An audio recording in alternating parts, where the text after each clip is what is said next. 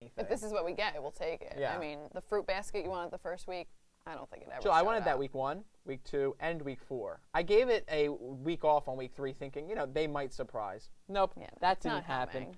at all. Oh, wait, here. There's some fruits and nuts. Yeah, they're plastic, and I had to bring them. They didn't even Okay, bring so- the decorations. Okay. But as we talk about that, Rider Real Time has been renewed for season 2. There's a lot of exciting stuff that goes on in the second semester of Rider. I think about some of the major events. If I can just go through them a little with you and just get your thoughts on maybe your history and dealing with them and what they think, what they mean to you. The University Ball, it comes up in about the first week of March. And is it something, have you ever been to the University Ball? No. See, this is my thing with events. I have, I work with them leading up to it. We set them all up. By the time the event comes, I want to go home. That's true. That's true. Fair enough. Well, this year you might have to be my date. Oh, because okay. we will be going. It comes out of the Office of Campus Life. It's a little bit like prom meets like dance. Well, prom is a kind of dance, but you know what I mean. Okay. A nightclub, we'll say. Oh, okay. So it's like a dinner dance kind of thing, but not just you don't end up dancing to like Tom Jones or Frank Sinatra. Like you get it to Carrie Hilson out on the floor. Okay, so good. that kind of stuff. We might have to go to that. So that's early March. Students can look forward to. Then there's University Day, which comes in April, and that celebrates when Rider College became Rider University. That was before our time, but do you have any memories of University Days in the past? Now, I don't know. Sometimes I confuse my university days with my cranberry fests, but was the Ferris wheel? One has cranberry and the other one doesn't. What was the Ferris wheel? That was Cranberry Fest. Yeah, then Jill, I feel like University all my Day memories is the big are... meal with the the fancy meal with the steak and the shrimp. Oh, yes, and yes, the yes, mahi, the shrimp scampi, tortellini. Yes, delicious. We love that meal. We love the that tortellini. Meal. I just got really excited for tortellini. Really? I don't know. We have to I'm have really that for hungry. lunch. Absolutely. Okay. But let's talk about your big event of the spring, commencement. Yeah. You've been here through how many? That will be, my 8th or 9th. I'm into my 8th year, so I think 8th, 9th. Nope, 9th, because by that point, I'll be into my 9th year. Oh my gosh. Wait, now, so you set up, your staff sets up all of the chairs and everything for the day. But what happened on the year? You were a Rider graduate from the class of... I got my master's in 2005. I set everything up, threw my gown on that morning. My family came, I walked, and then my boss was so kind enough to say, just go home, we'll handle it from really? here. So as soon as I walked, I did what you're not supposed to do, which is why we now have 2 separate graduations. Oh, no. I left because the graduates go, and then I did not really care to sit through all the another hour and a half of undergraduates.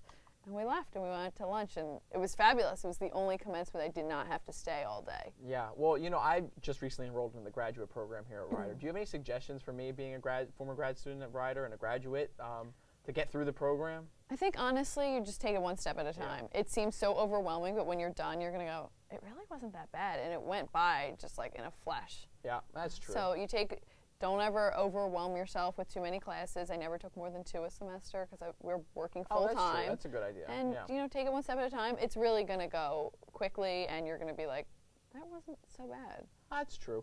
But another big happening for college students is spring break. Now, I have to say, I've never been to spring break. Never, not once. So this year, I propose that we go on spring break and we bring the cameras with us. But, kind of like a real world. Okay. Okay. I think the producers might be excited as well. Yeah. Well, the university will fund it, right? Jill, the university wouldn't even fund like the carry-on like little like testers that you would need to take for shampoo and soap. No. But I think if we all go out there, we would have fun. I think Pinkston would attract a multitude of ladies. Okay, yeah. And then Jamie's got that Rocky Balboa swag going on with the deep voice and the whole thing. So, he'll attract a different demographic. And then you and I can just lay on the beach and get old. I just want to lay on the beach, yeah. I've done spring break in college. Catch those I'm too tired now. Catch those rays, absolutely. Any other big spring happenings on campus that you can remember? Not really. I mean, it's a really busy time. We think fall's busy. Spring is times 10. Yeah. It's insane. Yeah. There's... we are pushing hard to get our next class of freshmen. Sure. So those aren't things that really affect our current students, but people who work here are really busy trying to get the next freshman class in, and so that requires a lot. But well, I have a really cool announcement actually for Winter Weekend, which is the first weekend back for students. the SEC is sponsoring the Evisons, which are mind readers, psychics. They go through under all different kinds of labels that they. The other thing is mentalists is what they also call themselves, and they are the most impressive act I've ever seen on a college campus. I've seen them twice at the National Convention for Campus Activities. I think that any student that comes to this is going to be blown away by. I think those are some of my favorite events. I mean, we get into the whole very familiar with concerts and comedians and all, but some of these different acts that come on campuses, like recently we had a contortionist who was, putting his body in all kinds of different contraptions and doing handstands, and his legs were going behind his head. He was like Mary Lou Retton on the stage of the Bart Ludicky Center Theater. Excuse me. It was a memorable show, and I'm sure. I'll never forget that. But we also recently had Greg Giraldo, who was a comedian here, and he broke the unspoken rule of my life is you don't publicly make fun of me. But he went after my faux black leather pants, and He's a comedian, Nick. That was an easy shot. Yeah, but I'm a rock star, and when you do that, you really have to pay the consequences of it. So what are the consequences? he will never be on this show. So he's probably heartbroken. Yeah, that's devastating. Really. I think that's going to have long-lasting impact for him. But actually, speaking of that, is Wendy Williams is really having a problem. Wendy Williams is my inspiration for doing this show. Boy. She does the "How you doing?" Very good. I can't get that deep. She does the smoky eyes, Jill. How you doing? And you got to end with your lips spread a little. Like she does a demonstration of it. She goes, "How you doing?" Like one of those, right? So, and anyway, she is going at her guests too hard on her radio show prior to starting this. Like she really made fun of a lot of different people, criticized them. Just spoke really openly and honestly of her opinion, but it was a little too aggressive.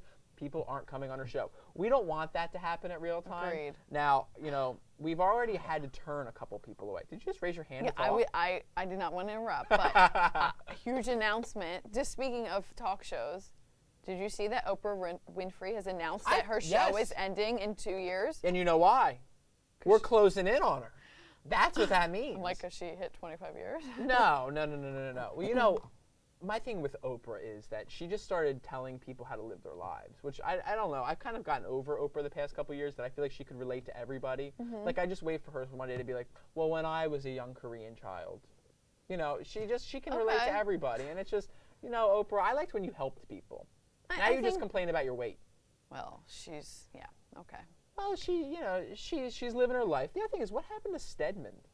I think he's still in her life. I think she just doesn't, she's not real public about their relationship. Well, she could be like Rosie O'Donnell, who, has recently announced that she's been divorced or broken up from her wife for 2 years. It's ridiculous. And how did nobody know this? Because no one cared. So. I'm quite a big Rosie O'Donnell fan. I think in a previous life I was a loudmouth woman with a TV show. I think you are now. That sounds about right. But you know who I don't enjoy as we speak about some of our... And I know it's going to be someone I really like. You know who it is, right? Ellen. I don't enjoy Ellen. I love Ellen. Well, let me go through a little bit why I don't enjoy Ellen. First of all, she is jealous of this, all that I have. But the other thing is, so she started off her show, and she came out and she was dancing to music, which we would play on here, but we can only afford it during the actual opening credits.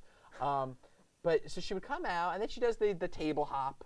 You know what I mean? And then she sits down, and then she does the self-deprecating humor, and then she leaves. I feel like I just described us, but anyway, I feel like it's the same show over and over again. Like at least Tyra Banks is ripping off wigs and calling herself fat. I love that. That's a mess. No, but Ellen's hilarious. I really find her funny. I like that, people feel comfortable with her when they're on her show. Tyra is like, she just can't get beyond these very odd topics. It's almost like a Montel Jordan. Like, that's we need to go bigger. Tyra doesn't have celebrities come on. It's a totally different show. She's doing Who's the Father of Your Baby? Like, she got Maury the Emmy for Best Daytime Talk recently. She took it away from Ellen, who had won it like the past 4 years. Yeah, absolutely. So the other thing I would say is one thing I think as we close out the show that we can mutually agree to, as we move on to season 2, is one person we don't want to ever be like, Elizabeth Hasselbeck. I mean, she is appallingly bad. I dislike her a lot. Yeah, she is worse than the people that we banned from the show. And I have to tell you, Jill, you're a much better co-host than she is to Barbara Walters. So with that, I would like to thank you so much for coming twice this season. Thank you. I hope to have you again in the future. and we hope that we have many more seasons beyond just season 2. I also want to thank Dan Pinkson and Jamie Maypoo. I will get it right for season 2. And wish everyone a wonderful holiday season. Wish everyone a wonderful and safe and happy and healthy holiday season. I hope to see you back next semester with a multitude of great guests and great events to talk about. Thank you so much, and take care.